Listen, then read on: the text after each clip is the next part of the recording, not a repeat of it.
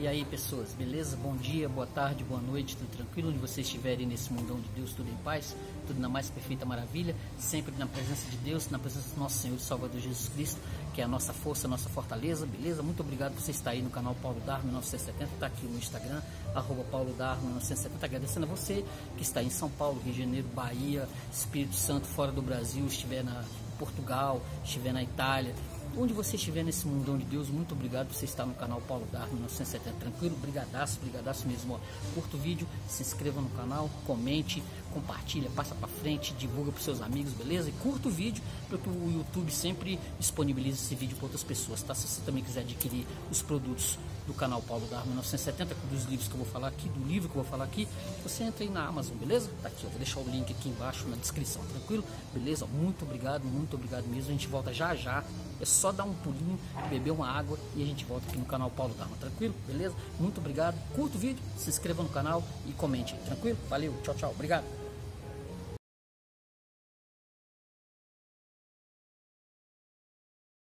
Então, voltei, beleza?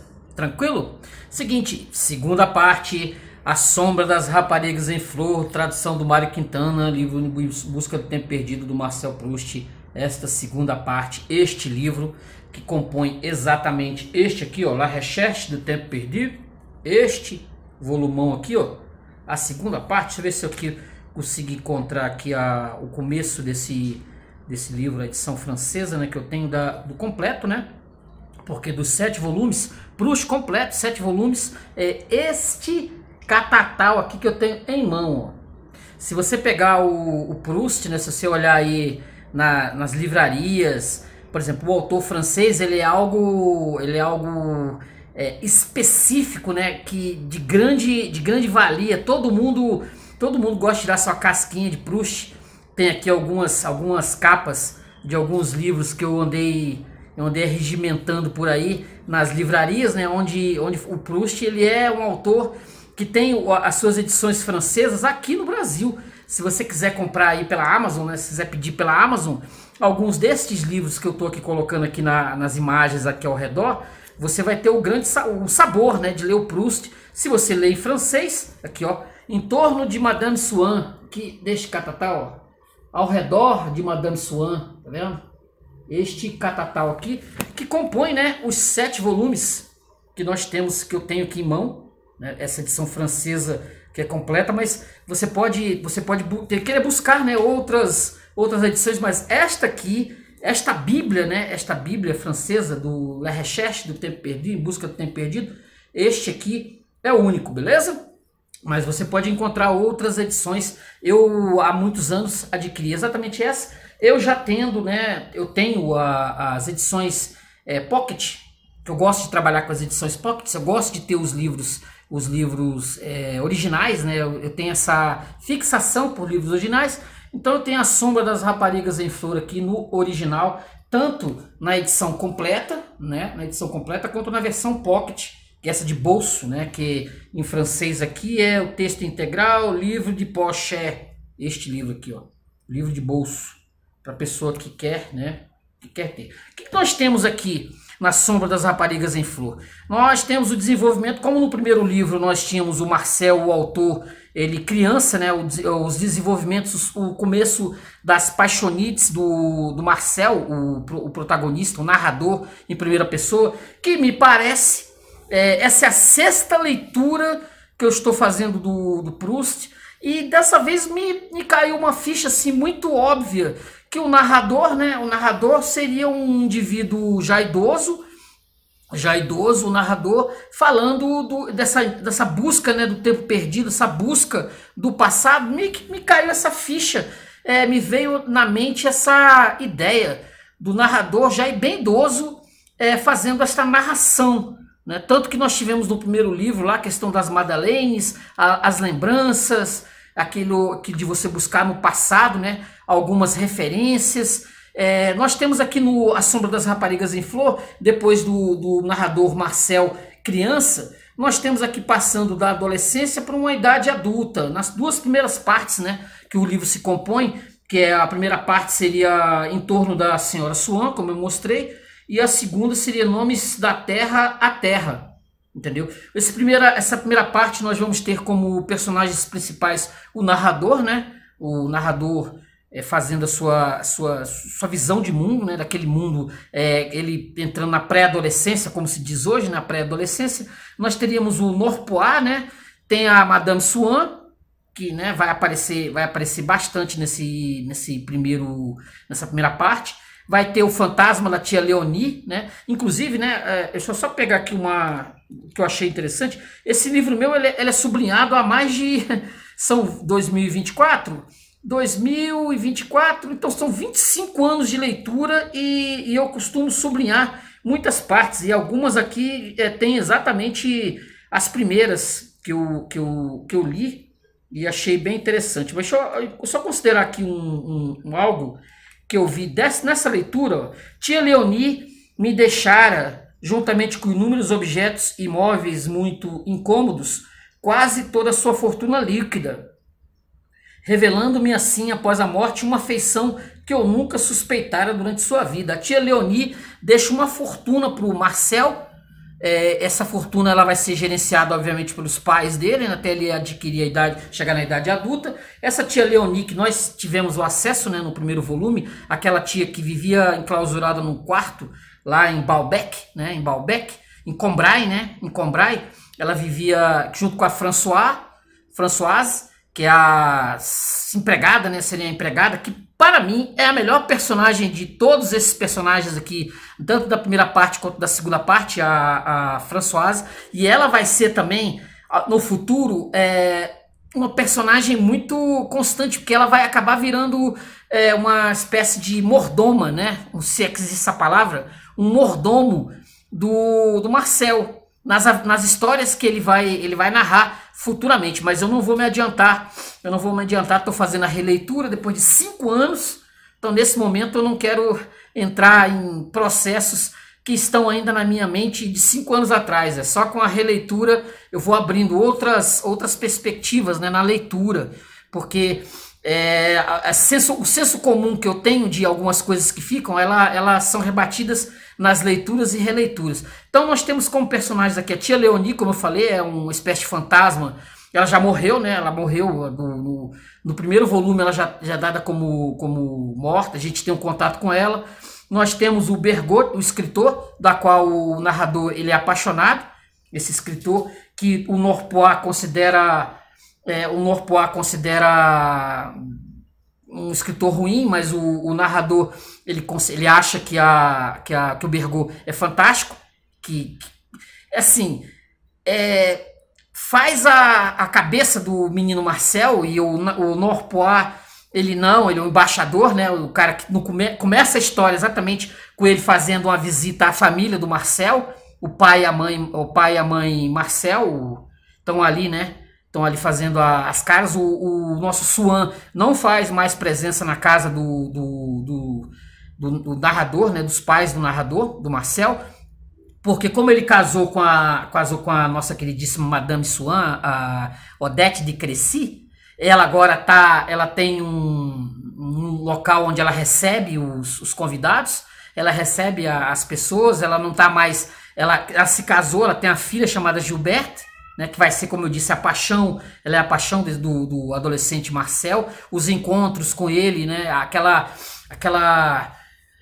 aquele momento que o Marcel quer estar de qualquer forma com Gilberte lá, andando pelo Champs-Élysées, ele quer ali brincar com ela, ele quer fazer jogos com ela, e ela nem sempre está presente, nem sempre está ali, ela às vezes no inverno ela não está, ela fica ali, né, o tempo todo ou brinca com ele, ou às vezes a governanta não deixa, não está com ele, ele fica naquela ansiedade, ele é ansioso, ele é doente, e ele é chato, né? Porque essa doença dele, os problemas respiratórios, o que ele tem, aquela manha, aquilo vai enchendo o saco, vai perturbando a própria Gilberte, que ela acaba cansando dele, e ele inventa ainda joguinhos, né, de dificuldade, para dificultar a amizade que ela tem por ele. Então ela acaba dispensando ele não quer saber, ela acaba dispensando. Nós temos a Françoise, como eu falei, o Gilberte,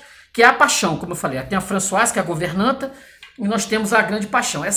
Então o Norpois, nesse primeiro momento, vai ser assim 200 páginas, 150 páginas de diálogos na casa do narrador, do pai, o pai embevecido, né, pela visita desse Norpois, esse narrador, e ele vai contando lá questões de trabalho, vai falando narrações, vai falando que ele gosta da cantora de ópera, a tal de Bergman, da qual também o narrador ele é louco para assistir, e o Norpois vai até vir assim, não, deixa ele ir, porque ele vai se divertir bastante, ele vai ter um contato com a Bergman, com a ópera. Aí o pai acaba deixando, porque o pai não quer permitir que ele vá para esses ambientes, porque como ele é adoentado, né, ele de repente passe mal lá e acabe não sendo bom para ele. Deixa eu ver se nessa primeira parte aqui, que eu tenha tirado algumas das situações aqui, né? Eu tirei da tia Leonie, essa tia Leonie que deixa a fortuna para ele.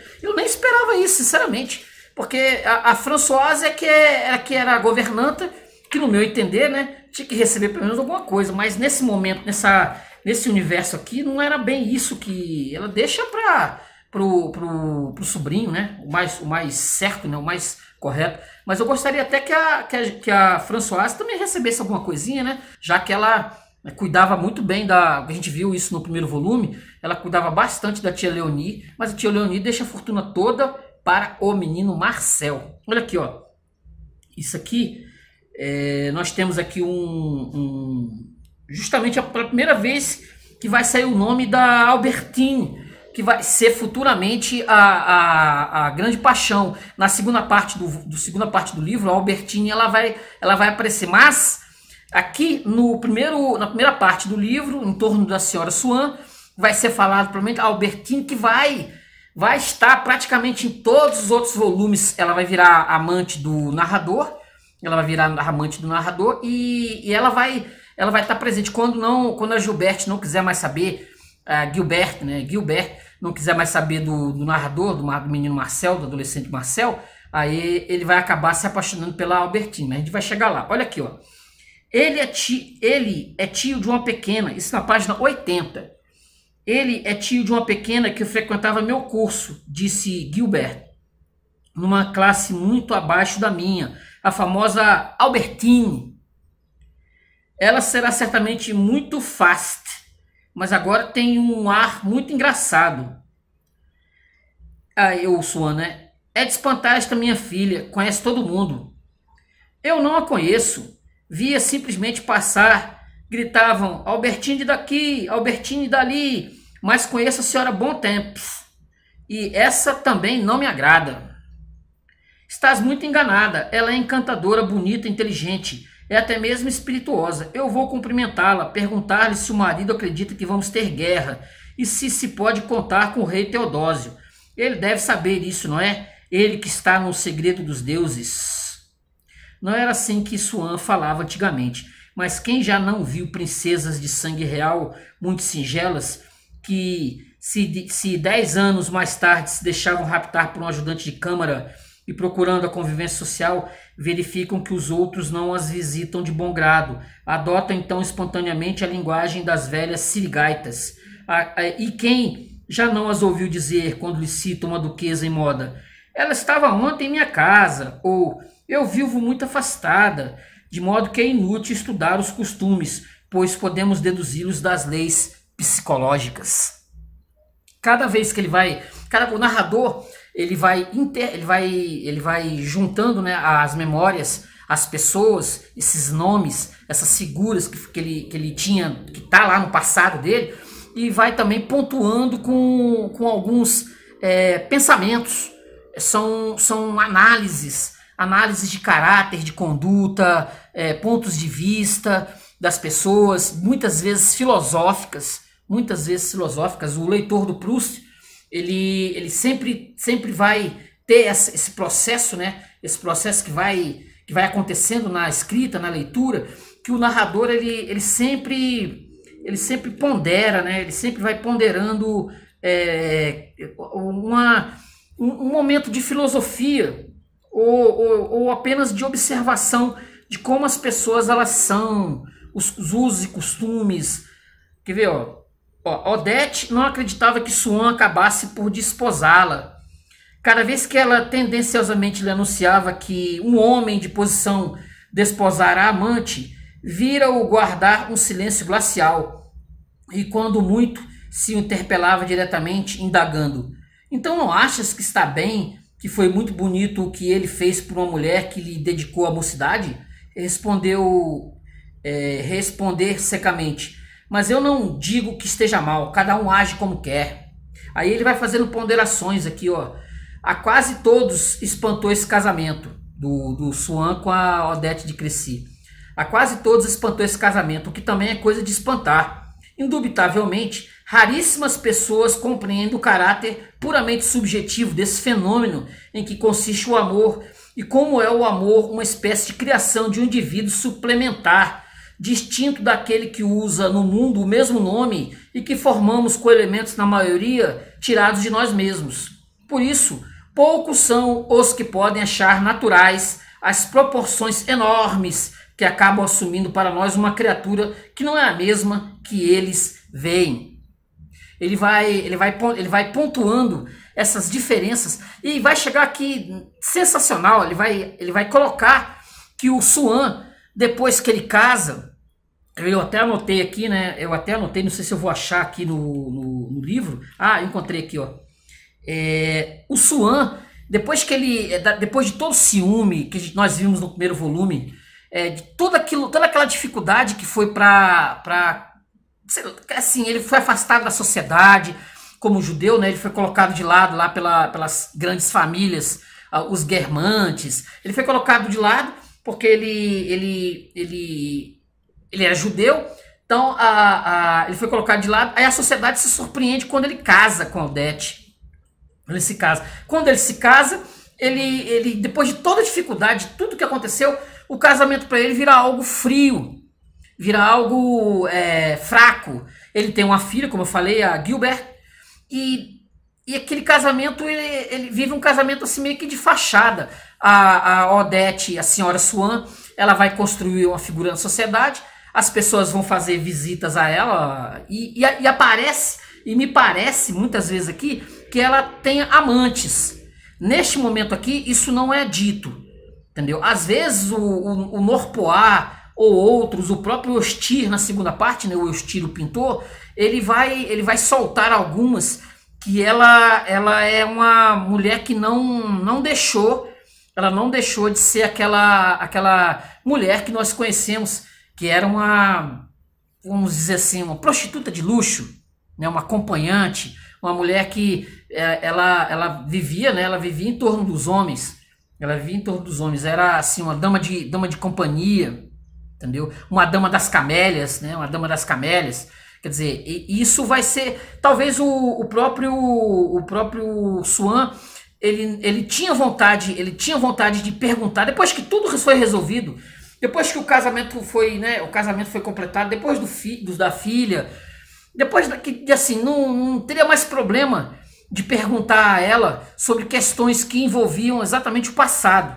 Ele não chegou a fazer, o narrador conta aqui que isso acabou não acontecendo, mas ele tinha vontade de perguntar. E daquela vez que eu bati na sua janela lá, as luzes se acenderam e eu ouvi um barulho de alguém correndo, alguma coisa, você disse que era um tio seu velhinho que estava saindo, né, às pressas porque a carruagem lá estava chegando. O que foi aquilo realmente? Ele tinha desejo de perguntar sobre o passado, a vida pregressa dela. Ele tinha vontade de fazer isso, mas essa vontade também foi passando. Foi assim, o casamento do Suan com a Odete de Crécy foi entrando naquele estágio assim de café com leite. Como é que se diz? Foi uma vida comum, básica, sem muita, assim, não importava mais para ele. Aquelas questões que o afligiram lá atrás, no começo, até ele se casar com ela, aquilo já não tinha importância. Mas ele assim se perguntava, poxa, o que aconteceria se eu perguntasse a ela sobre situações que eu vivi, né, que eu vivi com ela, que assim, naquele momento me causaram muitos problemas, muitas dores de cabeça, muito ciúme. Mas ele acabou deixando para lá. Ele acabou deixando para lá, assim, e inclusive aqui o narrador, né, ele vai... Deixa eu só pegar essa parte aqui, ó. Ó, muitas vezes voltava Swan de suas visitas pouco antes do jantar. Naquele momento das 6 da tarde, que antes se sentia tão desgraçado, olha só isso aqui, ó, já não indagava consigo o que poderia estar fazendo Odete, já não importava. Lá atrás tinha essa importância. Antes da conquista, antes dela ser conquistada, antes dele casar e ter a Odete para ele, algumas questões já não importavam. O que importava no passado, mas nesse momento aqui não. Eu já não indagava consigo que poderia estar fazendo Odete, para ele pouco importava. E pouco se lhe dava que ela estivesse com visitas em casa ou houvesse saído. Recordava às vezes que muitos anos antes tentaram um dia ler através do envelope, essa da passagem do primeiro volume, né? Uma carta dirigida por Odete a Forcheville. Mas tal lembrança não era agradável e, em vez de aprofundar a vergonha que sentia, preferia fazer uma careta com o canto da boca devidamente completada, com um abanar de cabeça que significava: de que adianta isso? Naturalmente, achava agora que aquela hipótese em que antes tantas vezes se detinha, de que as fantasias do seu ciúme era a única coisa que enegrecia a vida de Odete, na realidade inocente, aquela hipótese, afinal de contas, benéfica, porque enquanto durou a sua enfermidade amorosa, ele chama de enfermidade, na paixão, né? Enquanto durou sua enfermidade amorosa, lhe mitigara os sofrimentos, apresentando-os como imaginários. Mas lá no primeiro volume nós vimos que o ciúme é algo pavoroso, né? Que infestou a vida dele. Foi um horror. Ele andando pelas ruas de Paris, procurando pela Odete de Crécy, desesperado. Aí ele bate na porta lá do apartamento dela, da casa dela, do apartamento, e um barulho lá dentro, talvez alguém se escondendo, entendeu? Isso atormentando a alma dele, né? Atormentando o espírito dele de um jeito terrível, entendeu? Mas que nesse momento aqui já não significava mais nada.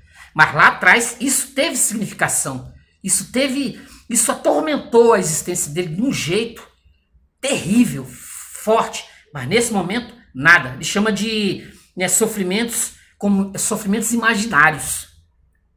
Não era certa que o seu ciúme é que via claro, e que se Odete o havia amado mais do que ele supunha, também o enganara muito mais do que ele imaginava. Outrora, quando sofria tanto, jurara que logo que não mais amasse Odete e não mais temesse incomodá-la, aí eu quero esse negócio da pergunta, né? Ou fazer-lhe crer que a amava demasiado, dar-se-ia a satisfação de elucidar com ela, por simples amor da verdade e como um ponto de história, se Forcheville estava ou não estava deitado com ela no dia em que ele tocara a campainha e batera nas vidraças, sem que lhe abrissem, e em que ela havia escrito a Forcheville que se tratava de um tio recém-chegado. Mas o problema tão interessante que ele só esperava o fim do ciúme para esclarecer, havia precisamente perdido todo interesse para Swan depois que cessara de estar ciumento. Como ele casou com ela, essa questão do amor que ele tinha por ela, esse ciúme, né, enlouquecido, isso passou. A doença, né, da paixão, esse vírus doentio do ciúme, passou. E ele não tinha mais interesse, né? Ele podia até perguntar se quisesse, mas não tinha mais porquê, né? Não há mais interesse. A situação estava resolvida. Como diz uma música do Roberto Carlos, né? Esses problemas foram resolvidos, são problemas resolvidos. Não tem mais, entendeu? O que ela quisesse fazer, se ela chegasse a sair com Forcheville, para ele também não teria nenhum problema mais. Você vê que louco, né? Essa questão da paixão. A paixão é um negócio enlouquecedor, que depois, quando passa,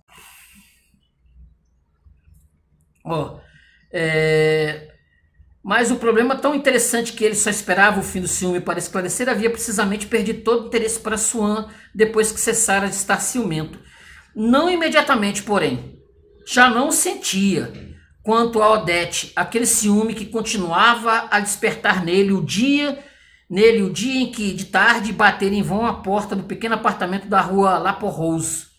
Era como se o ciúme, um pouco semelhante em tal aspecto a essas doenças que parecem ter a sua sede a sua fonte de contágio, menos em certas pessoas do que em certos lugares, certas casas, tivesse por objeto não tanto a própria Odete, mas sim aquele dia, aquela hora do passado perdido em que Swan batera a todas as entradas da casa de Odete.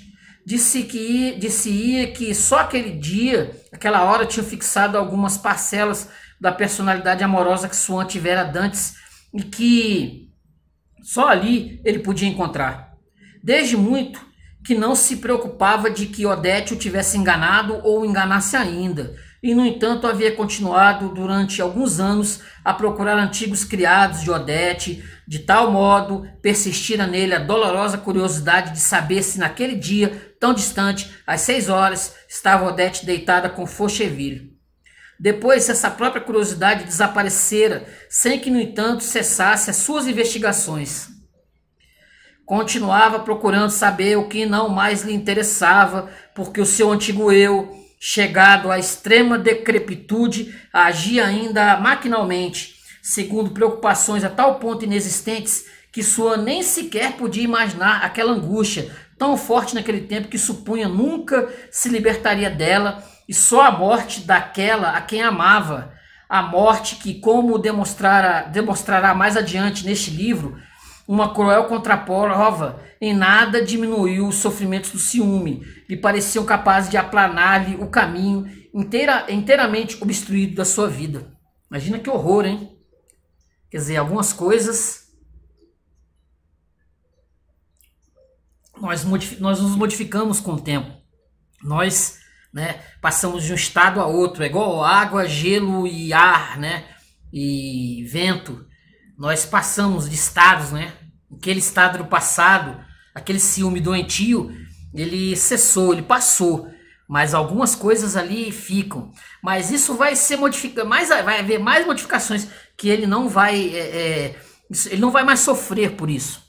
E aqui aí o narrador vai contar aqui, né, uma coisa que nas outras leituras meio que me passou batido. Nessa, talvez pela questão da idade e maturidade, eu prestei atenção. Em outras leituras, tanto que eu nem marquei aqui, nem fiz marcação. Olha só o que eu descobri nessa releitura que eu não tinha percebido nas outras. Olha só. Aqui, ó. Deixa eu ver. Mas se antes jurara, tão logo deixasse de amar aquela que então não podia imaginar fosse um dia sua esposa, manifestar-lhe implacavelmente a sua indiferença, afinal sincera, para vingar o seu orgulho tanto tempo humilhado. E agora, essas represálias que poderiam efetuar-se sem risco, pois que lhe importava que Odete o tomasse ao pé da letra e o privasse daqueles momentos de intimidade que antes lhe eram tão necessários. Olha só, essas represálias não mais lhe interessavam. Com o amor desaparecera o desejo de mostrar que já não tinha amor. E ele que, quando sofria por Odete, tanto teria desejado deixar-lhe ver um dia que se namorara de outra. Agora que poderia fazê-lo, tomava 1000 precauções para que a mulher não suspeitasse daquele novo amor. Ele tinha amantes. Eu não tinha reparado, ele já nesse momento da vida aqui, ele já tinha amantes. Ele já não se importava, né, se a mulher descobrisse que ele tinha amante ou não. Para ele não fazia muita diferença, entendeu? Algo que não, né, que ele podia passar sem, entendeu? Podia passar sem, mas nesse momento o amor e o ciúme que ele tinha pela Odete já tinha passado, e aí ele tinha amantes, algo natural para esses tipos de homens, né? Aí ele usa da vingança, ele usa assim: eu tenho um amante, eu não quero que a Odete saiba, mas se souber também não faz muita diferença, mas eu tenho amantes para me vingar daquela mulher que no passado aparentemente tinha amantes, né? Tinha amantes e passava, e assim, escondia isso de mim, e esconde de mim disso até hoje. Ela nunca contou, né?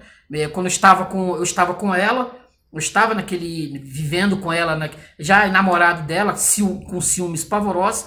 Ela tinha amantes, passava com esses amantes provavelmente debaixo do meu nariz, e eu não podia simplesmente falar nada, né? Falar nada. Essa descoberta das amantes do Swan eu fui descobrir nesta leitura, nessa 6ª leitura. Nas outras talvez isso não me importasse, talvez não. Já hoje eu tenho outra visão de mundo, né? outra visão de mundo. Já nas outras isso era talvez algo que...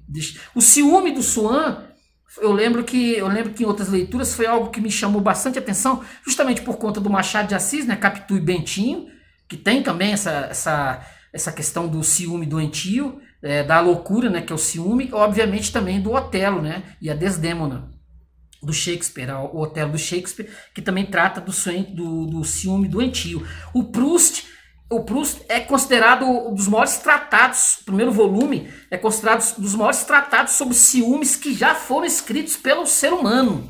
O ciúme doentio.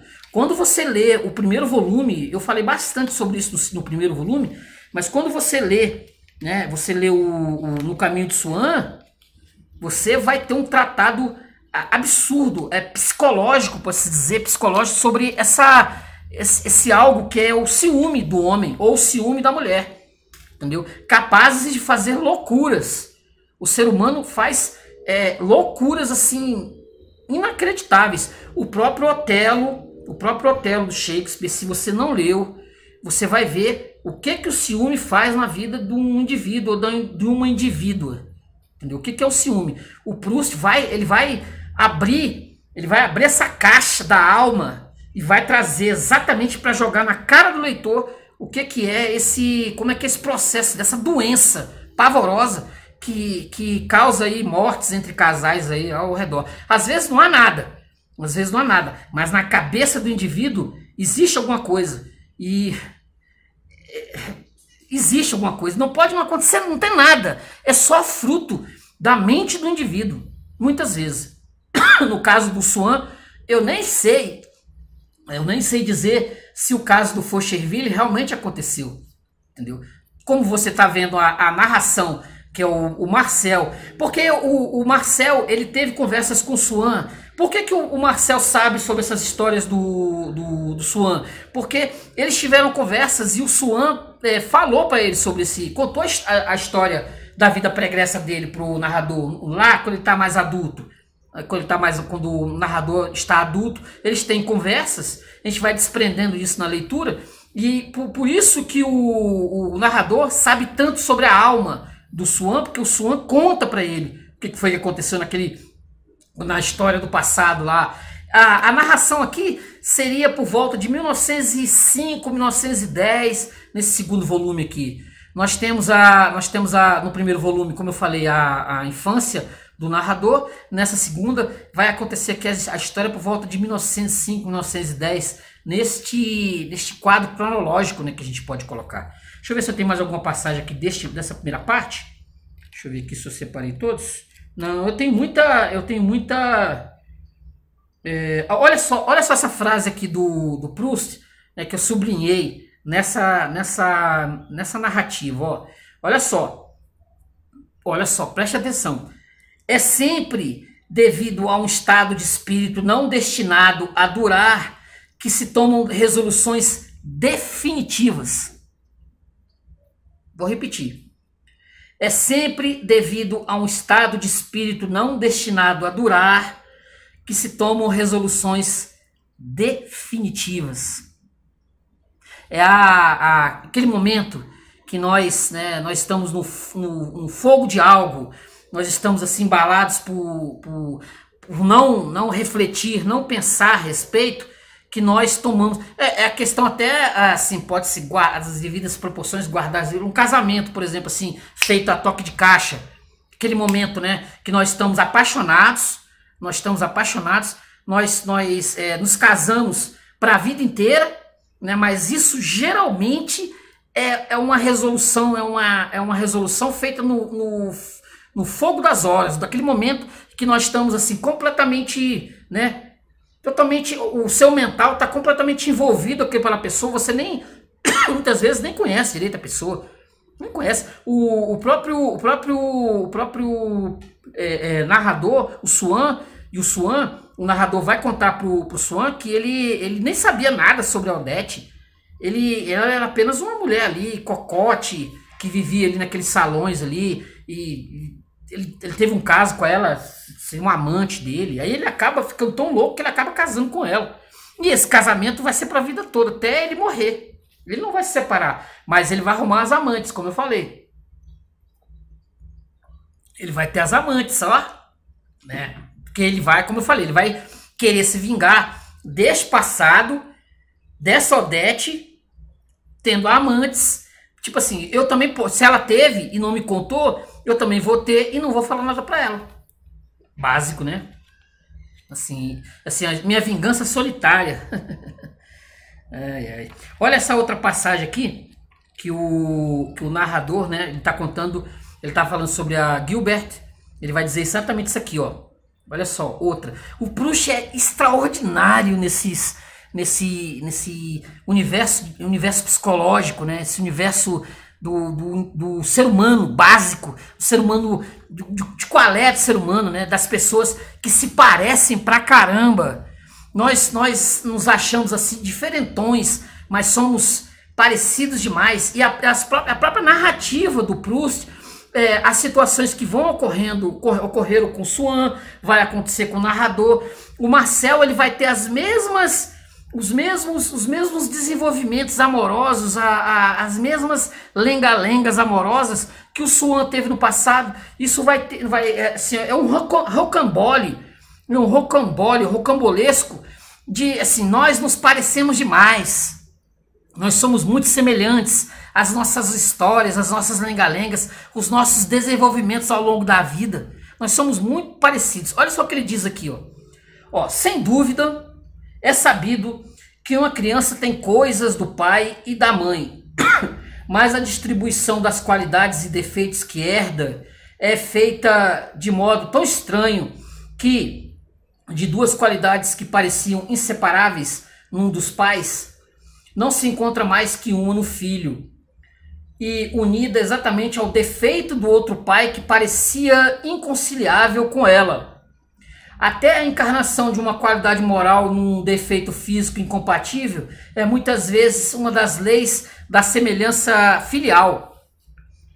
De duas irmãs, uma terá com a altiva estatura do pai o espírito mesquinho da mãe.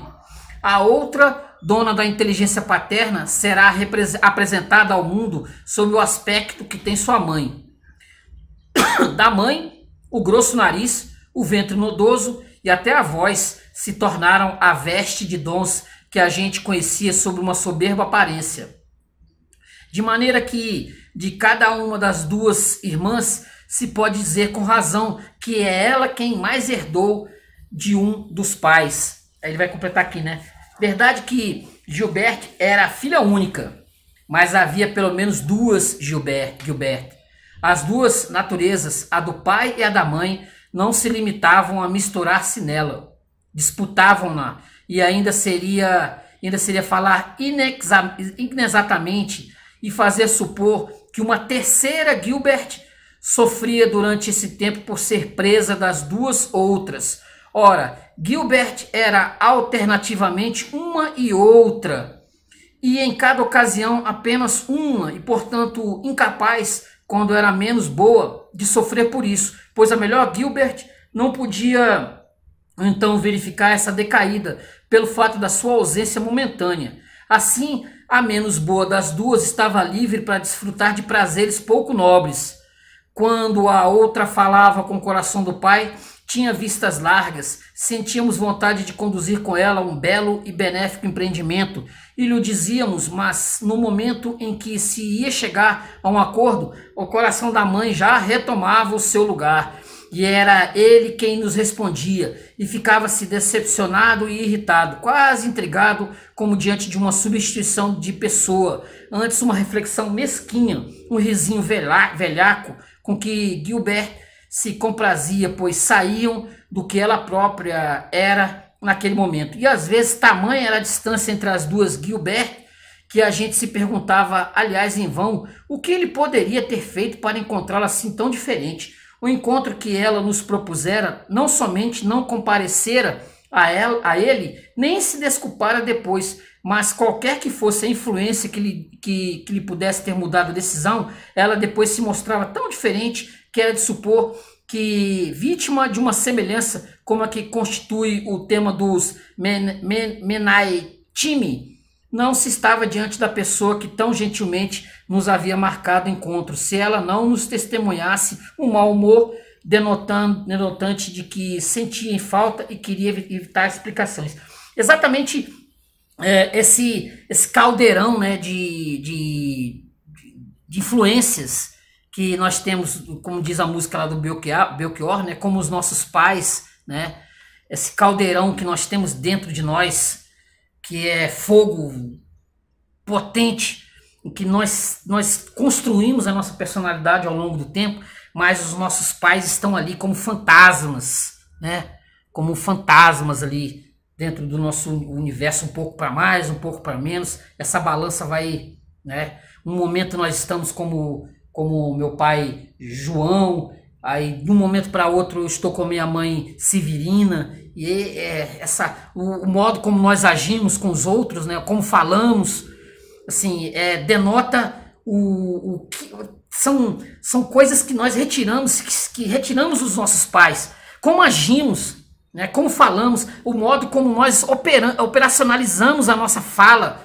diante de alguma situação de raiva. Essa situação de raiva vem lá do meu pai, uma situação de calma da minha mãe, entendeu? Esses processos que vão subindo e descendo, é onde o Proust encaixa isso, quando ele faz a análise desse amor que ele tem pela Saint-Gilbert, entendeu? Que ele enxergava esse movimento, né, no próprio desenvolvimento da conversa que ele tinha com a menina. Ele identificava esses processos tanto do pai quanto da mãe, nessa mistureba. Fantástico, fantástico. Isso leva a você a entender como as pessoas elas agem, como elas agem. A raiva que eu tenho do meu pai, ou a raiva que eu tenho da minha mãe, né, esses processos que vêm do passado, mas o meu próprio andar, o meu próprio falar, o meu próprio gesticular tem a ver com meu pai ou com a minha mãe. Isso é extraordinário. Isso é fantástico. É uma análise psicológica profunda sobre o ser humano. Tá aqui, ó. Tá aqui, ó. Nem Freud, nem Freud teve essa questão dessa observação de como o ser humano ele age, né?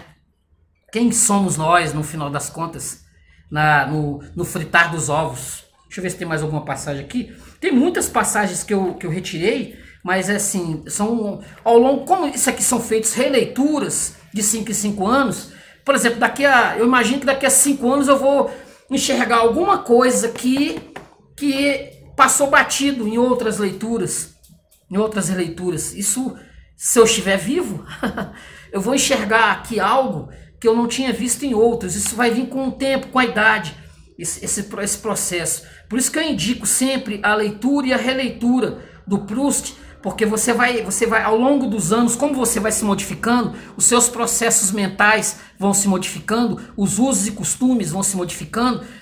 A leitura também, ela te aparece com outras nuances que você não tinha percebido. Sei lá, em 1999, quando eu li pela primeira vez, passei batido.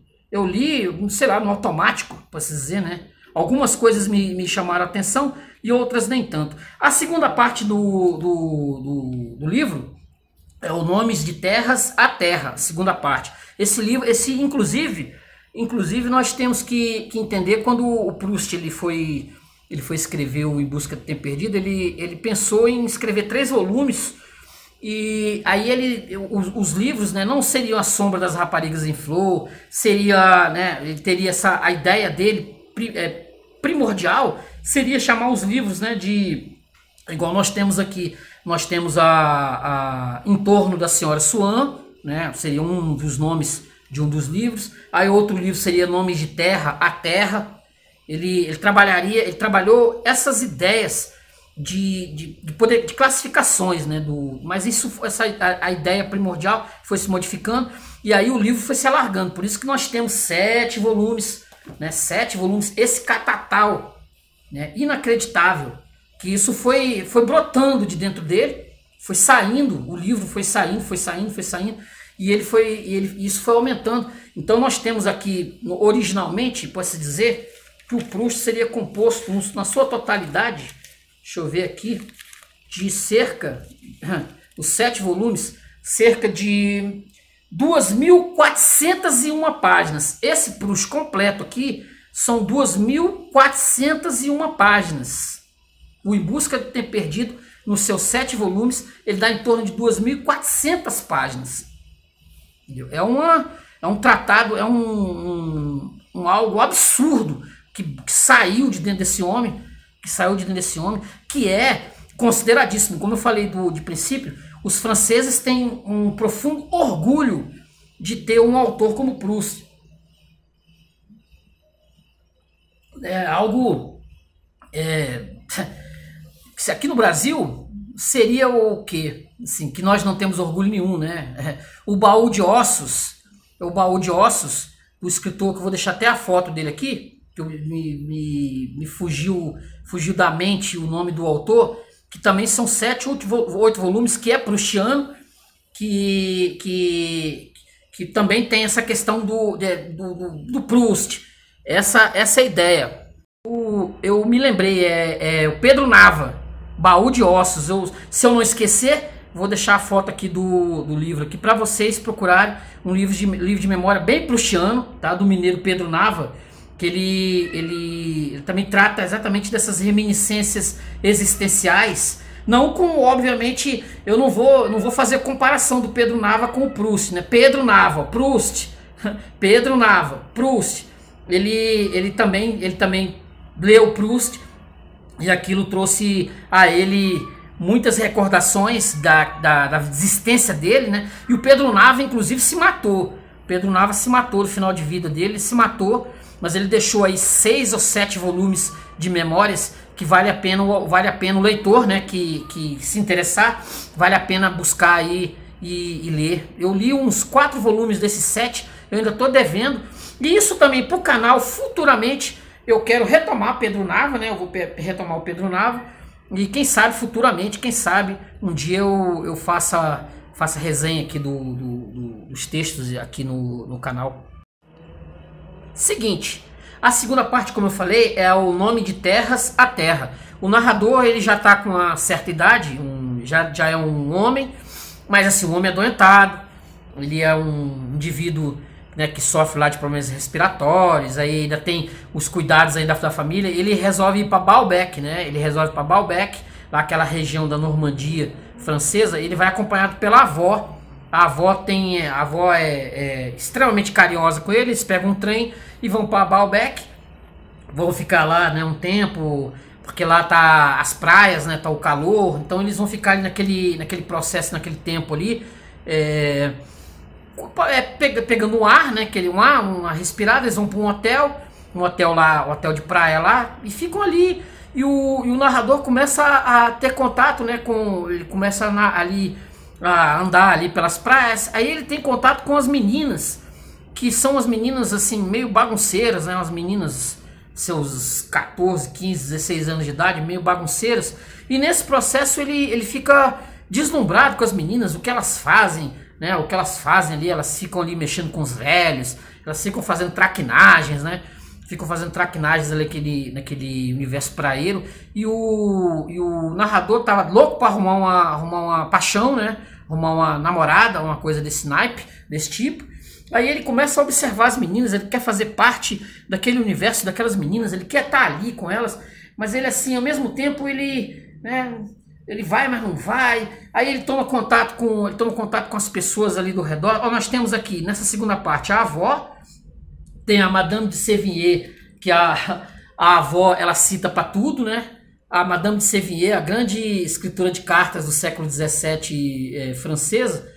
A avó, ela, para todas as situações, o manual de existência dela é as cartas da Madame de Sévigné que ela usa, entendeu? Toda coisa, tudo que ela fala, todos os contatos que ela entra em contato com as pessoas, com os indivíduos ali, ela cita alguma frase, alguma coisa que a Madame de Sévigné costumava, né, colocar nas suas cartas, entendeu? Ela vai entremeando, né?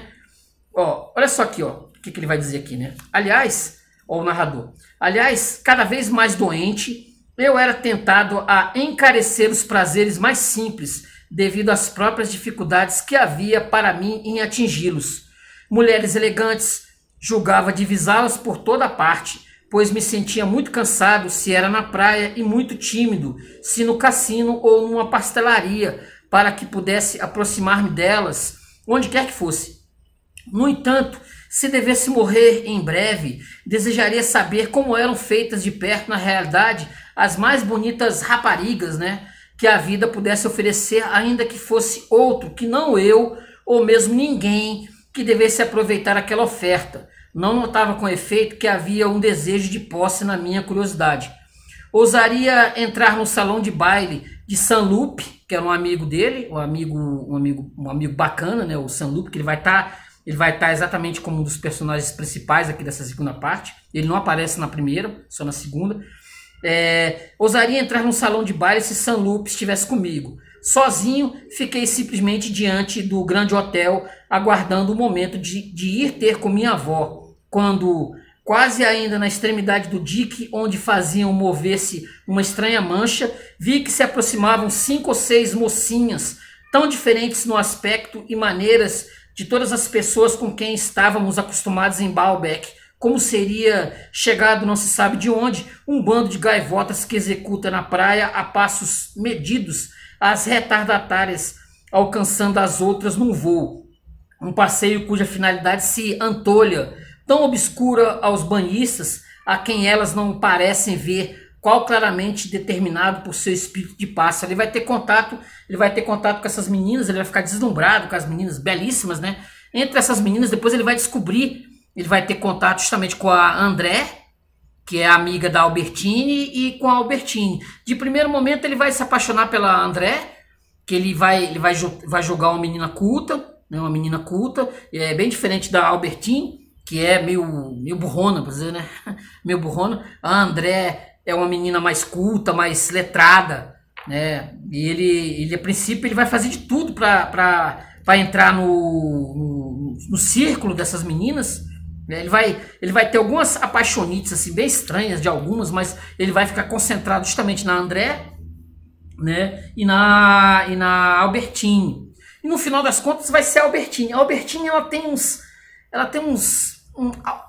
algos, né, que vão ser, eu não vou abrir agora, ela vai ter situações que, da mesma forma, como eu falei, o Swan, ele tinha desconfianças da Odette de Crécy, ele vai ter aqui a gênese do ciúme também, do mesmo processo de ciúme que o Swan teve, né, lá atrás. Ele vai ter os mesmos processos, porque ele vai desconfiar da Albertine, assim, na própria situação que está acontecendo nesse primeiro momento, que ele conhece as meninas, ele vê que tem algo assim, que ele não entende da Albertine. Tem um momento que ele chega a querer beijar a Albertine chama ele pro quarto, vai estar aqui nesse volume, chama ele pro quarto, sei lá, tirando aquela ideia de amizade, né? Nós somos amigos, então você vem pro meu quarto, e aquilo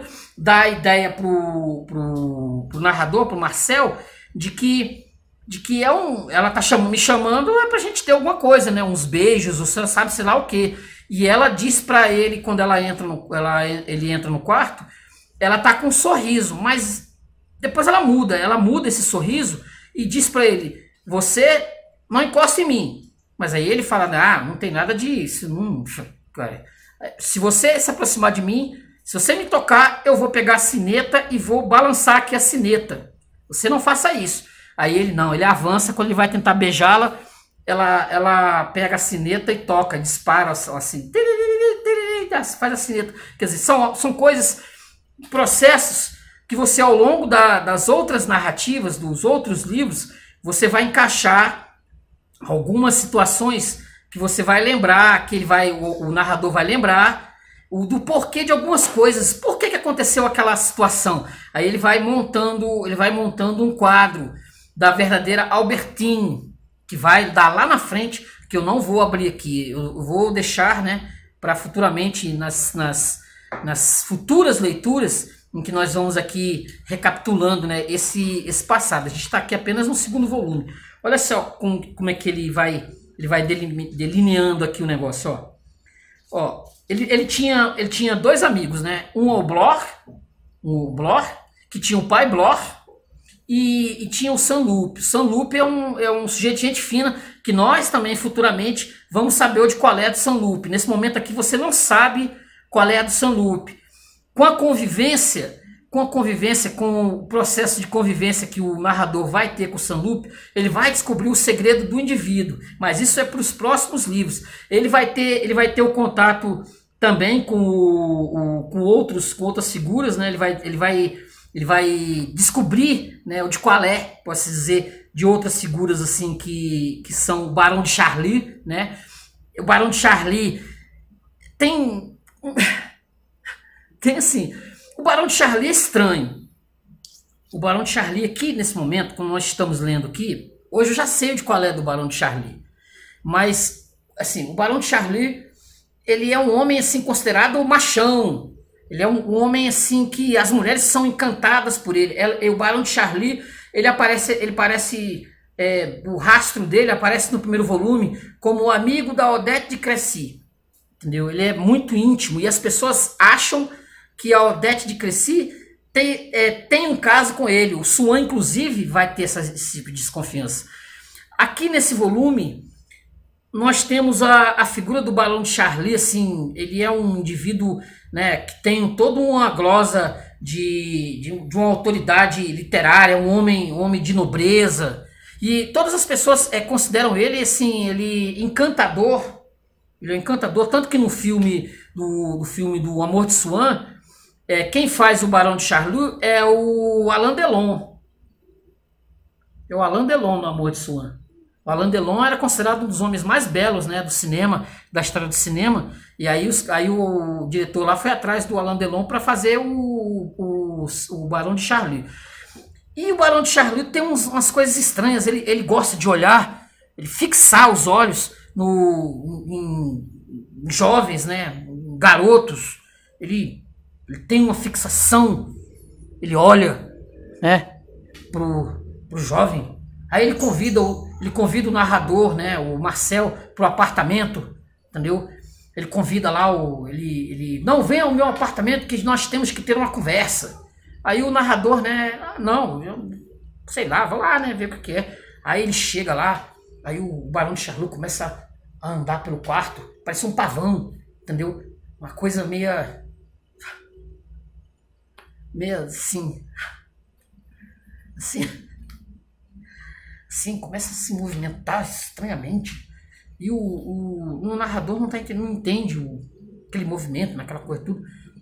Aí o Barão de Charlie, depois de uma certa hora, depois de fazer esse movimento todo, fora do meu quarto, eu não quero contato com você,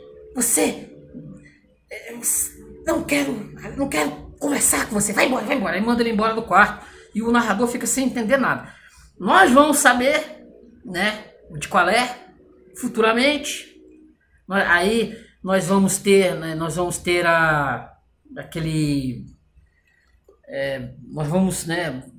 no quarto volume, né, o Sodoma e Gomorra, que nós vamos saber. Aí o Proust, eu tô adiantando aqui só para enumerar.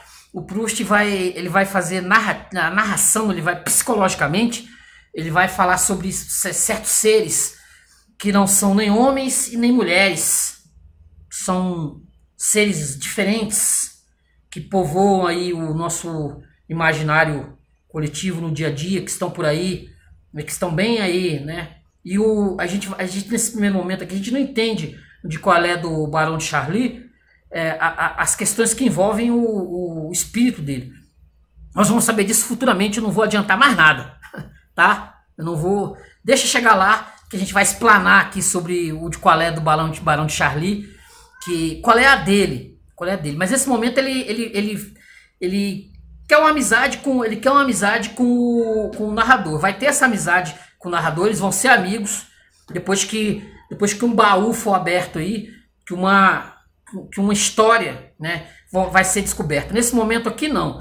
Nós temos o primeiro contato, o Marcel acha o Barão de Charlie estranhíssimo, ele não olha, ele está conversando com as pessoas, ele não fala com o narrador, ele não fala com o narrador, ele conversa com todas as pessoas, mas com o Marcel não. Ele simplesmente não dá assunto. Aí de uma hora para outra ele muda esse aspecto, e aí ele começa a conversar ele começa a fazer perguntas pro narrador, aí como eu falei, atrai ele pro apartamento, nesse naipe. Nós vamos ter o Bloch, pai e filho, são duas figuras terríveis, né? São dois seres assim, o pai é absurdamente blasé, nojento. O filho, né? O filho ele tem uma paixão pelo pai, ele também é uma figura deprimente, muitas vezes deprimente. Deixa eu ver se eu consigo encontrar algumas passagens aqui que falam sobre isso, que o pai ele é completamente sem noção, para dizer assim, no mínimo, né? Sem noção. E esse tipo de situação vai deixar também com que as pessoas tenham um certo receio de conversar com o Bloch, porque ele é desagradável.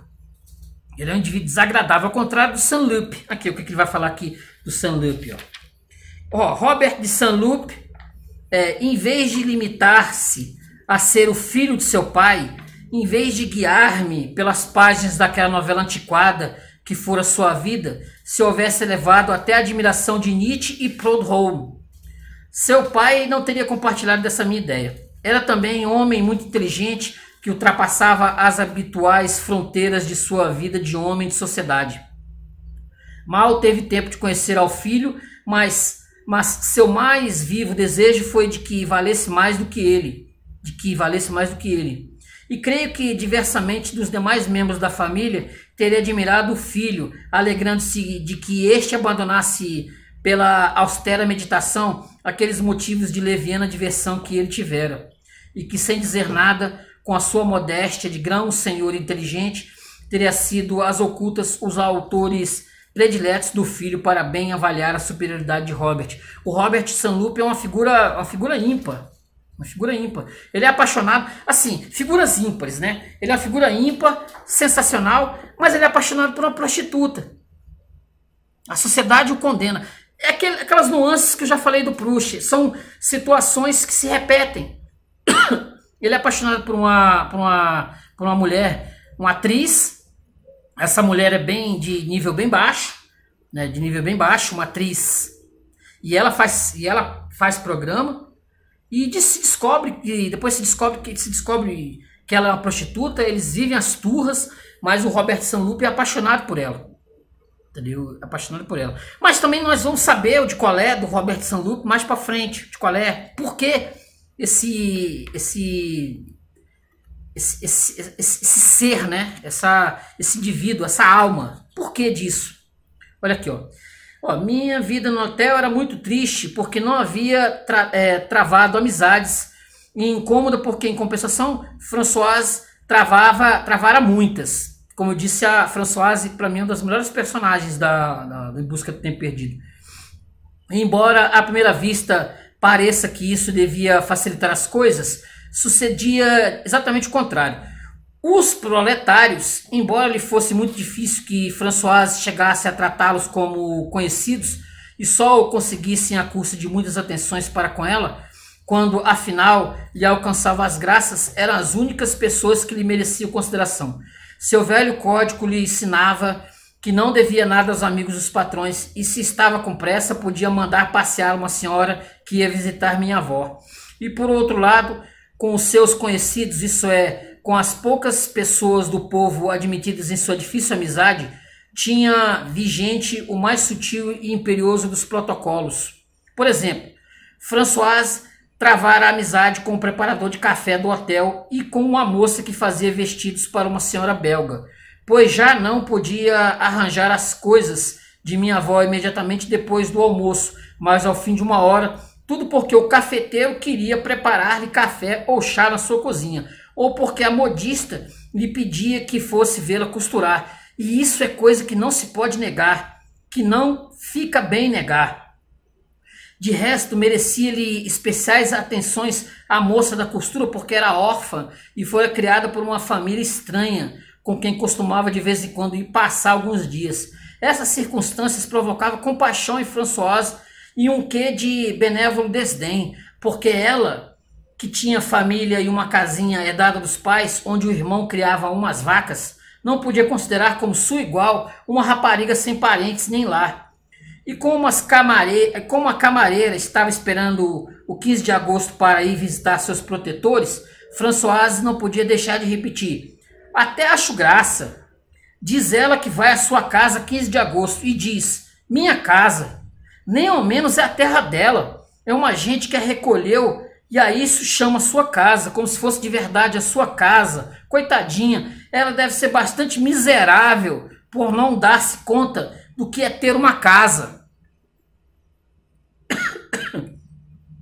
Mas se Françoise não tivesse travado amizade, senão com as empregadas dos hóspedes que jantavam com ela no refeitório dos serviçais e que a tomavam ao ver sua bela touca de rendas e o seu fino perfil, por uma nobre talvez, que pelas circunstâncias da vida ou por afeição servia de dama de companhia à minha avó, isso é, se Françoise não houvesse lidado senão com o pessoal que não pertencesse ao hotel, o mal não teria sido muito grande, porque como essa gente não nos poderia ser útil, que Françoise os conhecesse ou não, pouco não nos importava. Mas acontecia que também se dava com um dos encarregados da adega, com outro da cozinha e com uma primeira camareira. E o resultado no tocante à nossa vida diária foi que Françoise, que no dia da chegada, quando ainda não conhecia ninguém, chamava por qualquer coisa a horas intempestivas, em que nem minha avó e eu nos atreveríamos a fazê-los, e retrucava se lhe fazíamos alguma observação, que para isso se pagava muito caro, como se ela pagasse do seu bolso, agora que era amiga de uma personagem da cozinha, coisa que a princípio nos pareceu de bom agouro para a nossa comodidade. Se minha avó ou eu tínhamos os pés frios, não se animava a chamar, embora fosse numa hora muito normal, e afirmava que não ficaria bem porque teriam de acender de novo o fogo, ou porque interromperia a refeição dos criados que talvez se agastassem. E terminava com uma frase que, apesar do modo incerto como a pronunciava, era claríssima e nos fazia perder a paciência. A verdade é que... Mas não insistíamos por temor de que nos castigasse com outra mais grave. Parece-me que há toda razão. De modo que não podíamos pedir água quente porque Françoise se tornara amiga de quem tinha de aquecer a água. Ai, meu Deus. Deixa eu ver aqui mais uma aqui. Cheio de passagens memoráveis isso aqui. Acabei de ver uma aqui, ó. Deixa eu ver aqui. Deixa eu ver. Ah, achei aqui. Peraí. São coisas assim que o Proust vai colocando, né? Ele vai abrindo aqui as figuras, né? As personalidades, os indivíduos. Olha só. A senhora de Villeparisis nos preveniu que agora já não poderíamos ver-nos tão seguidamente porque um sobrinho, aqui que vai ter o primeiro contato com o Saint-Loup, um sobrinho seu que se preparava para ingressar na escola de Saumur e que estava de guarnição perto de Balbec, em Doncières, vinha passar algumas semanas de licença com ela e lhe roubaria muito tempo. Durante os passeios, a marquesa nos falara de seu sobrinho, levando-nos a sua grande inteligência e principalmente o seu bom coração. Eu imaginava que lhe ia inspirar simpatia, que seria seu amigo predileto.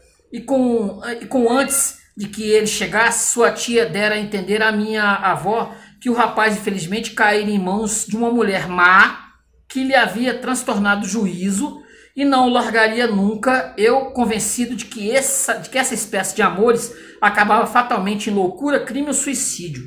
Ficava a pensar no pouco tempo que estava reservado à nossa amizade, tão grande já em meu coração, embora ainda não tivesse visto ao amigo, e sentia muita pena por ela e pelas desgraças que a aguardavam, como acontece com um ser querido de quem nos acabam de dizer que está gravemente enfermo e que tem contados os dias de vida. Ele vai ter o contato exatamente com esse Saint-Loup. Como eu falei, ele vai ter o contato com a figura deprimente do Bloch. Deixa eu ver se eu acho alguma passagem aqui do Bloch. O pai tem umas aqui pavorosas, né? Mas eu me restringo ao direito de não ler. Não vou ler. Olha só. E depois, quando estivesse com a filha, Madame de Sévigné, aqui ó, Madame de Sévigné, tá aqui.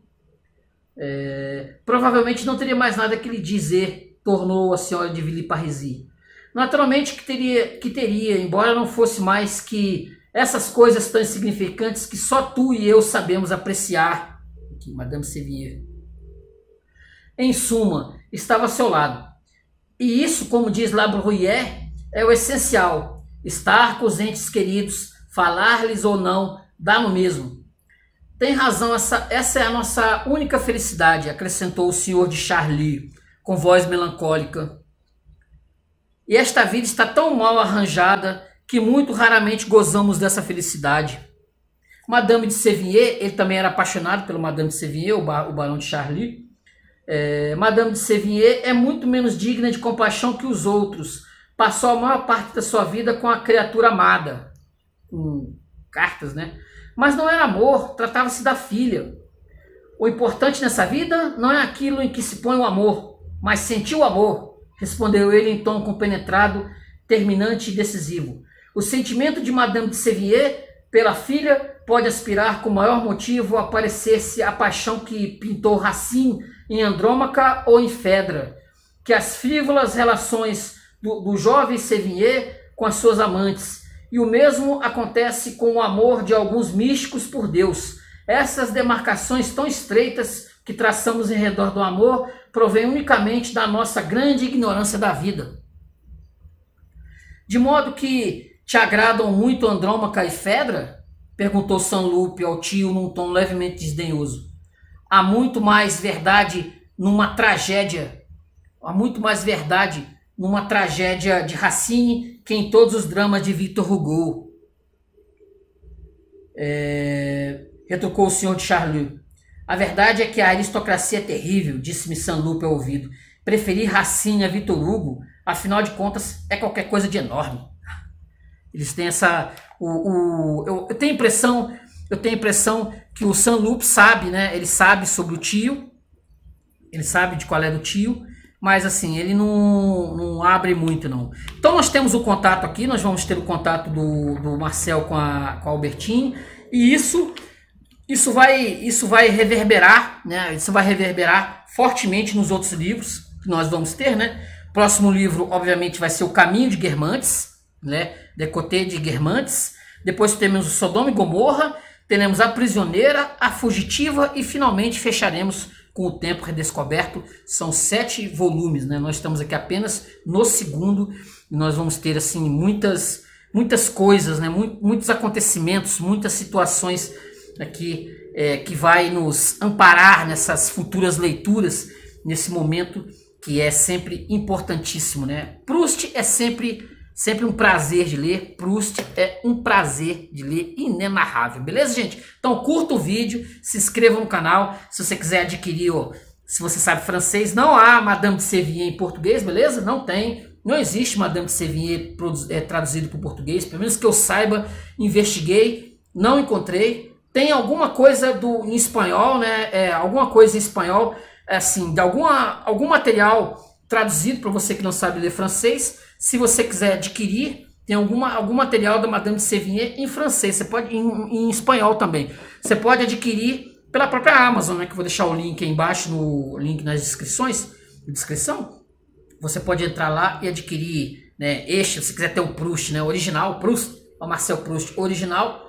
Você pode entrar aí na Amazon, vou deixar o link embaixo, né? Você pode também ter essa edição aqui da Sombra das Raparigas em Flor, que tem outras versões, hoje está com outras caras, essa aqui é uma edição antiga, então você vai ter a tradução do Mário Quintana, ou até do Fernando Pai, né? Que eu já delineei aqui no outro vídeo, que tem o Fernando Pai, também tem outras traduções. É considerado pra caramba a tradução do Mário Quintana para o português. Então vale a pena você pegar os 3 primeiros volumes, tem a tradução do Mário Quintana, depois não tem mais. Esse aqui é A Sombra das Raparigas em Flor, tem a tradução do Mário Quintana, que é considerada um clássico, das traduções, beleza? Se você quiser adquirir, você entra lá na Amazon e compra, beleza? E usa o link do canal, dá essa força, dá essa moral aí, beleza? Tranquilo? Então curta o vídeo, se inscreva no canal, comente, a gente volta semana que vem, se Deus quiser. Muito obrigado ao nosso Senhor e Salvador Jesus Cristo por mais um vídeo, né? Agradecendo a Deus